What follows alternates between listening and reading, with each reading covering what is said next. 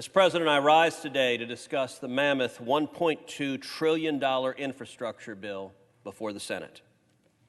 On Sunday night, we finally got to see the 2,700-page infrastructure bill that we will be voting on sometime tomorrow or Saturday. And what we saw is that Democrats want to give billions of dollars to unelected bureaucrats in the Biden administration to spend however they please. This bill spends $21.5 billion to create a new office at the Department of Energy called the Office of Clean Energy Demonstrations, which would give President Biden's Secretary of Energy the power to use taxpayer dollars to invest in whatever green energy initiative she likes. Reminiscent of Solyndra, we can have the same bankruptcies at taxpayer expense. This bill spends $24 million in taxpayer dollars to preserve the water in San Francisco Bay. And the Long Island Sound would receive $106 million in taxpayer dollars. As the New York Times reported, quote, climate resiliency programs would receive their largest burst of government spending ever from this bill. And the Wall Street Journal rightly called it, quote, a major down payment on President Biden's Green New Deal. That's exactly what this bill is.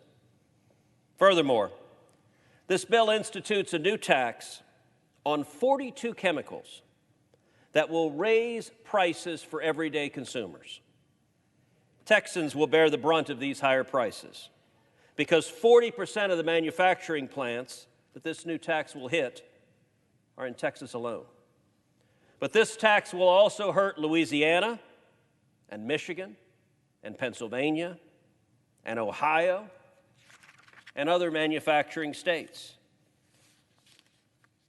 Indeed, this provision will also likely make many of the raw materials used in infrastructure projects more expensive. I filed an amendment that would strike this harmful provision. Not only will manufacturing plants in Texas be hurt by this new tax, but for some of these plants, the new taxes will exceed profit margins, leading to plant closings and more manufacturing moving to China. In effect, the loss of these plants would result in lower tax revenue to the federal government, not more. Imports would rise, U.S. exports would fall, and production in the United States would fall as well. Ironically, this infrastructure bill also tries to grow more critical minerals manufacturing and personal protective equipment, or PPE, manufacturing in America. But it places a brand new tax on both of these things. PPE is made with many of the 42 chemicals this infrastructure bill now wants to tax. And 4 of these chemicals are on the Biden administration's own critical minerals list. The old saying was, if it moves, tax it, and if it stops moving, subsidize it. Well, this bill taxes the things that we're trying to get moving in the first place. This bill is also a liberal spending wish list. The fact of the matter is, this bill spends too much money and it's not paid for. We're told that this bill would in part be paid for with $205 billion in repurposed COVID relief funds. But when the bill text was released, magically those funds weren't there. It became apparent instead only about $50 billion in COVID funds was being used to help pay for this bill. Some have claimed that the bill is paid for, but by any measure, the pay-fors are quite simply gimmicks. This is a bait and switch, and the bill is not paid for like we were promised. At a time when we've spent trillions of dollars already to combat a deadly pandemic, at a time when we're seeing rising inflation across the country, we can't responsibly be spending yet another $1 trillion. This bill is part of a much broader problem we're having with reckless federal spending. Furthermore, suppose this so-called bipartisan $1.2 trillion infrastructure bill was being offered in exchange for the Democrats' massive $3.5 trillion reckless tax and spend bill. In that case, I could understand the logic of doing the smaller bill instead of the massive bill. But it's not being offered in exchange. The Democrats have made it clear that they're going to pass this infrastructure bill, take every penny of the spending, and then turn around and try to ram through their massive $3.5 trillion tax and spend bill right on top of this. Which means we're looking at about $5 trillion of spending in just those two bills. That means trillions of dollars in new taxes. If you pay taxes, they're going up. It means corporate taxes are going up. It means individual taxes are going up. It means small business taxes are going up. It means capital gains taxes are going up. It means the death tax is going up. All while our debt is going through the roof and inflation is rising across the country. Republicans shouldn't play a part in this. We should instead say enough is enough. Look, the American people want good roads and good bridges. I want good roads and good bridges. But what this bill does reminds me of the old swindler who says over and over again, I'm going to sell you a bridge. I'm going to sell you the Brooklyn Bridge. Because the proponents of this bill are selling the same bridge over and over and over again. They go on TV, they say bridges are popular, roads are popular. You want roads and bridges, therefore we got to do this. So let's see what the actual spending looks like to understand the shell game that's being paid.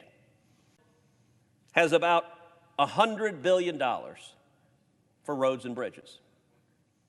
You know what? If the Democrats want to pass just that, $100 billion for roads and bridges, I bet you we could get 90 senators to agree with that. We could be done and go home this evening. And let me remind my fellow senators, $100 billion? It's a lot of money. We aren't talking about $5 in a soda machine in the hall. We aren't talking about $100. We're talking $100 billion, which in history is massive spending.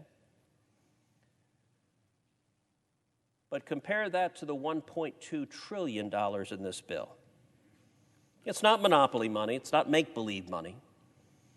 It's taxpayer dollars, and it's money we're borrowing from China and debt that we're putting on our kids and grandkids.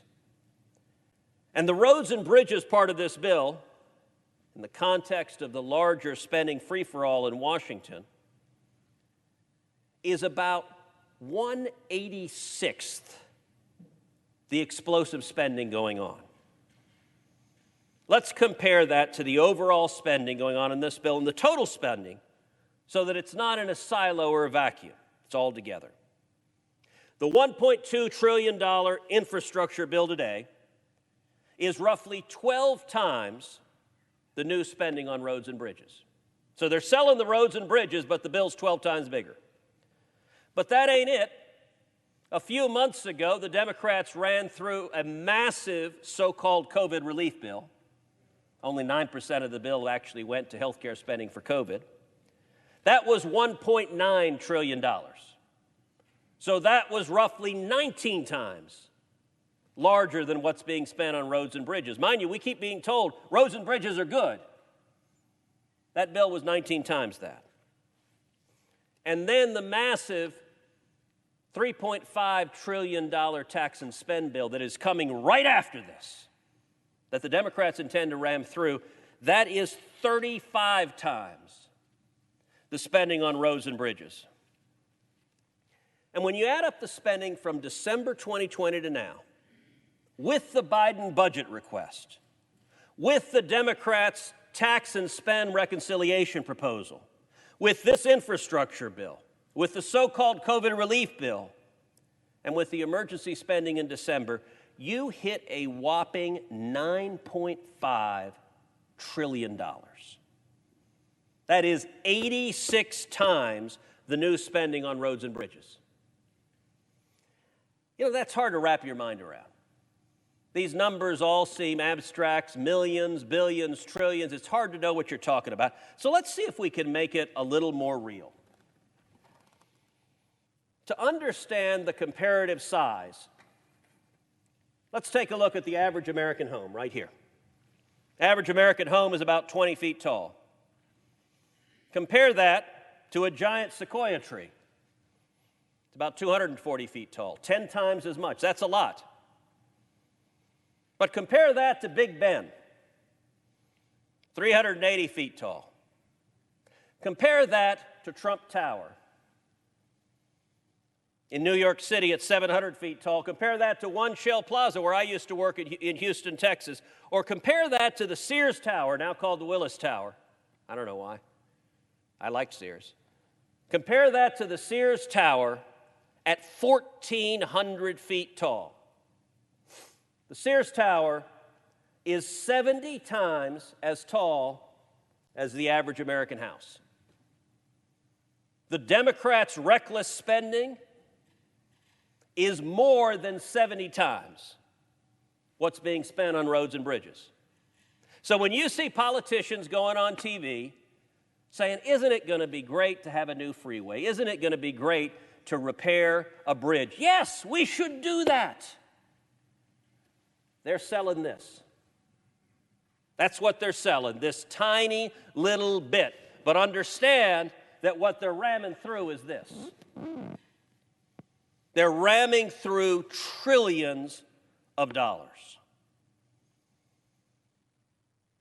To give you a sense of what $9.5 trillion means, if the Democrats get their way, Congress will be spending $28,563 for every single American. So I ask you at home, you got 28 grand sitting around? The Democrats think you do. They want to spend it. I've said more than once, dear God, please let nobody tell the Democrats what comes after $1 trillion. These numbers are real. To put that in perspective, indexed for inflation, the United States government spent $4.1 trillion to win World War II. $4.1 trillion to win World War II. The greatest generation, scaling the cliffs of Normandy, beating the Nazis. The Democrats, in 7 months, are spending more than double what we spent to win World War II. This is reckless, and it's unprecedented. As Admiral Akbar said in Star Wars, it's a trap! This is a trap. This is a trap. Now listen, for Democrats, it's what they campaign on.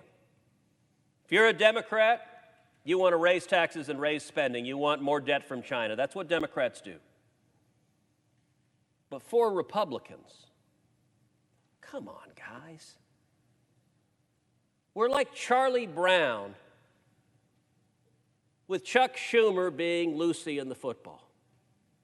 And you've got Republicans happily running, going, oh, he's going to keep the football, he's going to keep the football. And every time Lucy pulls the football up back, and we go up in the air and land in our rear. It'd be nice for Republicans not to fall for it again. Senate Minority Leader is fond of saying, there's no learning in the second kick from a mule. Well, there are a whole lot of Republicans that seem eager to get kicked a second time from a mule. The spending that we're looking at,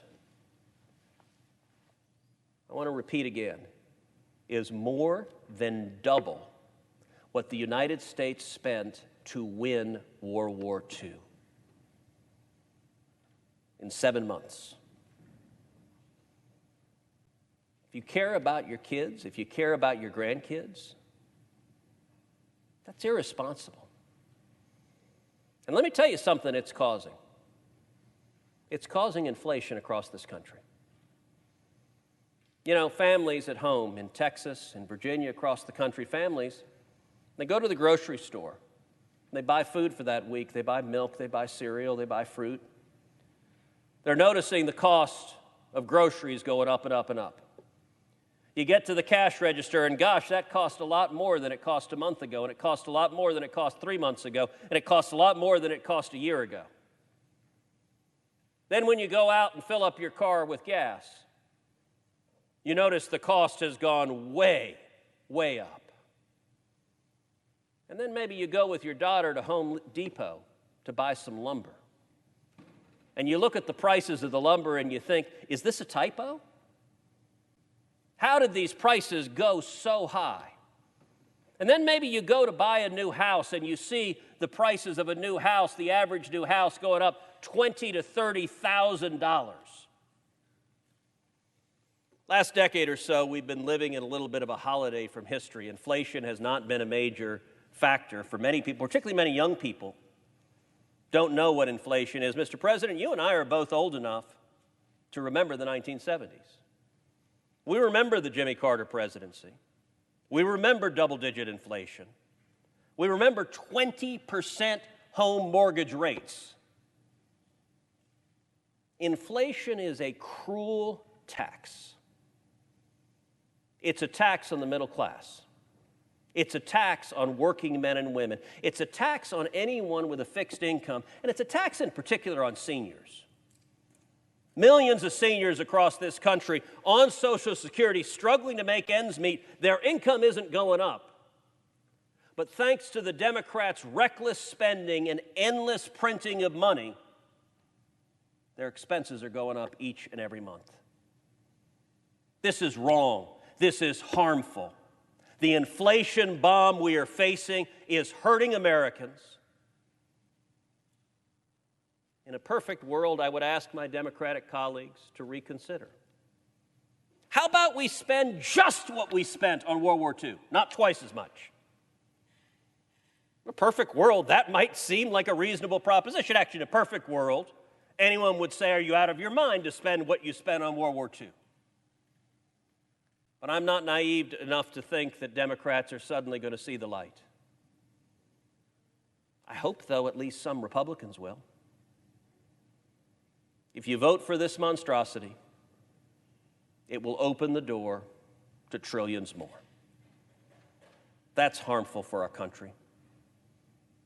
And if you're being told it's all about roads and bridges, just remember the one little house we saw. Roads and bridges are 1/86th of the total spending that's being rammed through. These trillions are 86 times more. We can't afford it. It's irresponsible. And I urge every senator to say, enough is enough. Stop the madness. I yield the floor.